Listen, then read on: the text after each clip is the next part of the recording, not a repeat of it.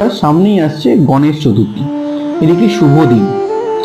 যারা ঋণে জর্জরিত বা ঋণ শোধ করতে পারছেন না, বিভিন্ন কারণে টাকা উপার্জন করেও ক্ষয় হয়ে যাচ্ছে বা খরচা করে ফেলছেন, তাদের জন্য একটি পদ্ধতি দিচ্ছি যেটা অবলম্বন করলে আপনারা অনেকটা উপকার পাবেন। সেটি হলো, একটি পদ্ম ফুল নিয়ে আসুন। পদ্ম ফুলের ভেতরে 12টি এলাচ, সঙ্গে সিঁদুর দেবেন, একটু হলুদ দেবেন, যদি সম্ভব হয় সেক্ষেত্রে একটু কেশরও দিতে পারেন। দিয়ে ওটি লাল চেলিতে মুড়ে রেখে মা লক্ষ্মীর পায়ের কাছে দেবেন। দিয়ে যে মন্ত্রটি স্ক্রিনে আসছে সেটি 108 বার পাঠ করবেন। করার পর মা লক্ষ্মীকে তা আপনার অবস্থার কথা জানিয়ে সেটা দিয়ে কীভাবে উদ্ধার পাওয়া যায় তার প্রার্থনা করবেন।